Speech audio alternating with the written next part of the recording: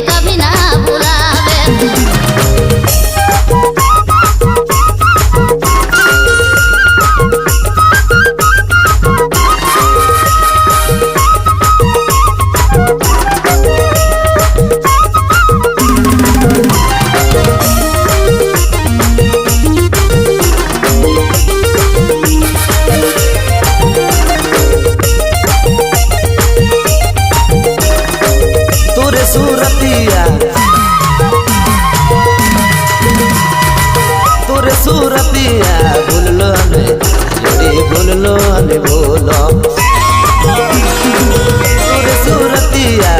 तोरे सूरतिया भूलो ने जोड़ी भूलो ने भूलो।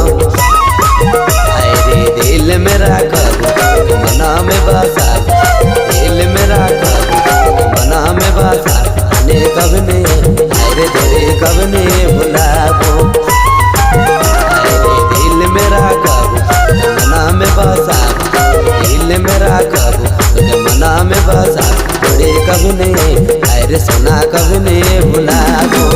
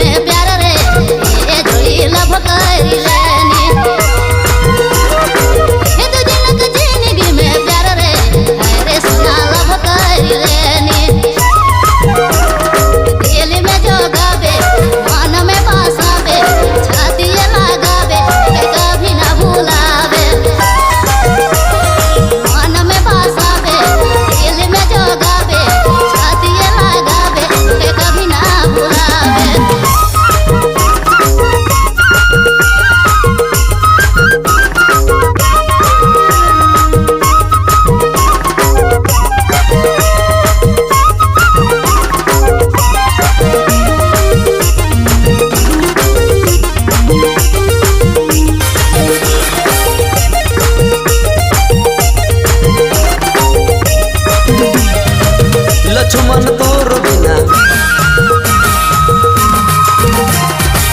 लक्ष्मण तोर बिना जिना रे अरे सोना जिना रे तेरे जोड़ी जिना तो बेकार। लक्ष्मण तोर बिना, लक्ष्मण तोर बिना जिना रे अरे सोना जिना रे तेरे जोड़ी जिना है बेकार।